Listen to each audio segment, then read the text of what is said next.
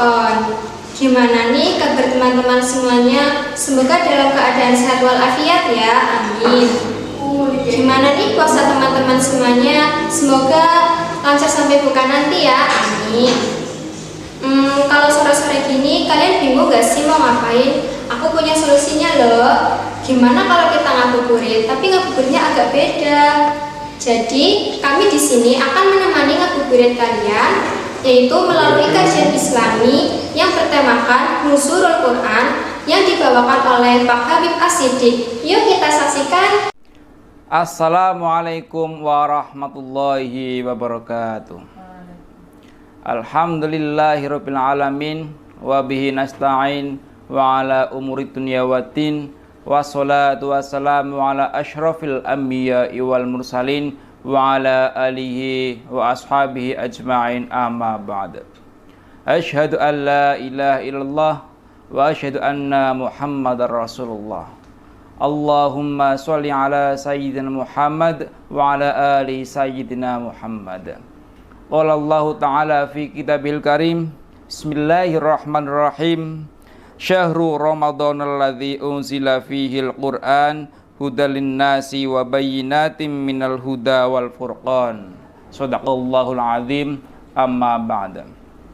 Ma'asyiral muslimin rahimakumullah. Pertama-tama marilah kita panjatkan puji syukur kehadirat Allah Subhanahu wa taala yang telah melimpahkan kepada kita kenikmatan.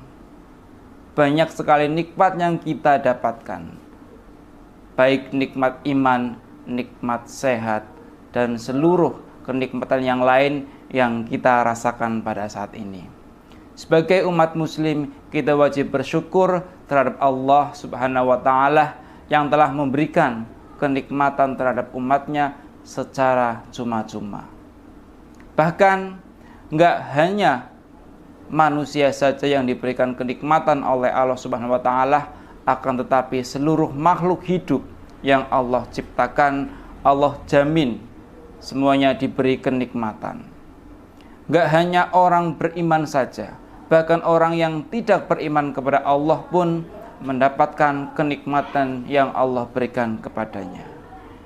Oleh karena itu, kita sebagai umat muslim yang beriman kepada Allah Subhanahu wa taala sudah sepantasnya kita bersyukur atas kenikmatan yang Allah berikan terhadap kita dengan senantiasa meningkatkan ketakwaan dengan menjalankan perintahnya dan menjauhi larangannya. Mudah-mudahan kita termasuk umatnya Kanjeng Nabi Muhammad SAW yang senantiasa bersyukur dengan meningkatkan ketakwaan terhadap Allah Subhanahu wa taala. Yang kedua kalinya, salawat serta salam semoga tetap tercurahkan kepada baginda Nabi Agung Muhammad sallallahu alaihi wasallam, Nabi yang menjadi uswatun hasanah bagi pengikutnya, Nabi yang menjadi suri tauladan bagi kita semuanya sebagai umat Islam, dan Nabi akhir yang menjadi penutup para nabi. Allah Subhanahu wa taala telah berfirman, A'udzubillahi minasyaitonir rajim. Bismillahirrahmanirrahim. Syahrul Ramadan alladzi unzila fihil Qur'an hudal linnasi wa bayyinatin minal huda wal furqan. Al-ayah. Yang artinya bahwa bulan Ramadan itu bulan yang di dalamnya diturunkan Al-Quran sebagai petunjuk bagi manusia dan penjelasan dari petunjuk, dan yang memisahkan antara perkara hak dan perkara yang batil. Quran Surat Al-Baqarah ayat 185. Kita tahu semua bahwa ada peristiwa yang sangat penting, peristiwa bersejarah pada bulan suci Ramadan, yaitu tepatnya pada tanggal 17 Ramadan yang sering kita sebut dengan peristiwa Nuzulul Quran.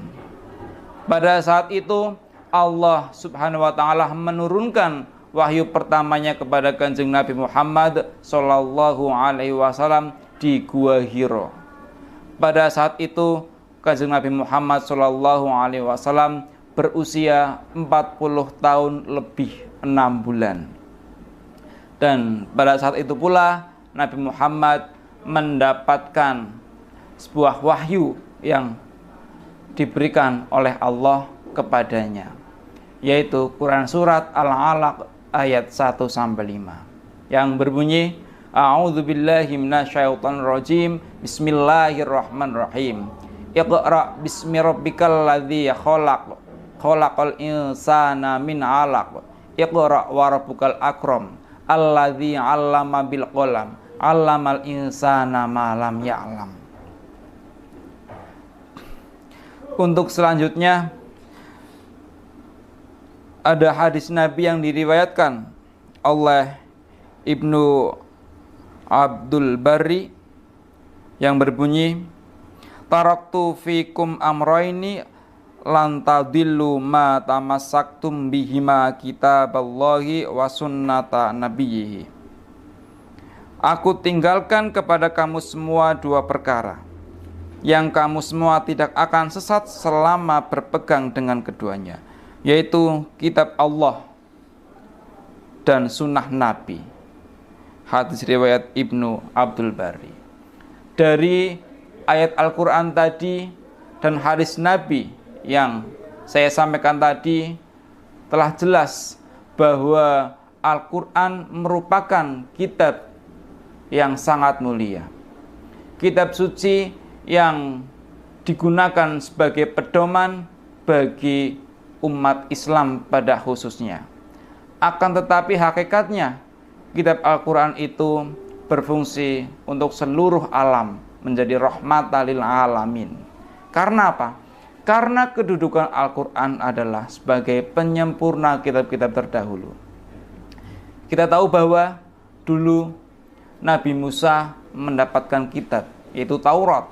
Kemudian Nabi Daud mendapatkan kitab, yaitu Zabur. Kemudian Nabi Isa mendapatkan kitab Injil. Dan yang terakhir, Kanjeng Nabi Muhammad SAW mendapatkan kitab, yaitu Al-Quran. Nah, dari keempat kitab Allah tersebut, Al-Quranlah yang menjadi penyempurna kitab-kitab terdahulu. Apa yang sudah diajarkan dalam kitab-kitab terdahulu terangkum di dalam Al-Quran. Oleh karena itu, yang seharusnya menjadi sebuah pedoman bagi seluruh umat, yaitu kitab suci Al-Quran. Untuk selanjutnya, dalam kita menyikapi ayat Al-Quran tadi dan hadis Nabi tersebut, agar kita mengetahui hal-hal yang hak dan hal-hal yang batil, sudah sepantasnya kita sebagai umat Islam untuk mempelajari Al-Quran. Mempelajari Al-Quran dengan sungguh-sungguh, dengan mentadaburinya, dengan mengkaji, agar apa? Agar kita bisa menjadikan Al-Quran sebagai pedoman bagi kehidupan, pedoman bagi bermasyarakat, pedoman bagi bersosial, dan pedoman bagi jalan yang akan kita lalui, agar jalan kita tidak tersesat. Dalam momentum Ramadan ini, mari kita hiasi kegiatan-kegiatan kita sehari-hari dengan memperbanyak membaca Al-Quran, dengan memperbanyak mempelajari Al-Quran, dan dengan memperbanyak mengajarkan Al-Quran bagi para pengajar.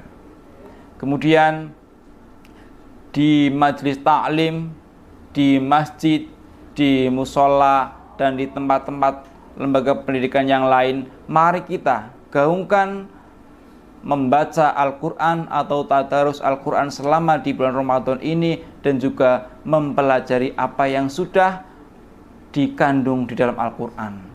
Karena ketika kita sebagai umat Islam berpedoman terhadap Al-Quran dan As-Sunnah seperti yang disebutkan hadis tadi, maka hidup kita tentunya akan terarah, hidup kita tidak akan tersesat, dan tentunya arah untuk selanjutnya yaitu bahagia di dunia dan bahagia di akhirat.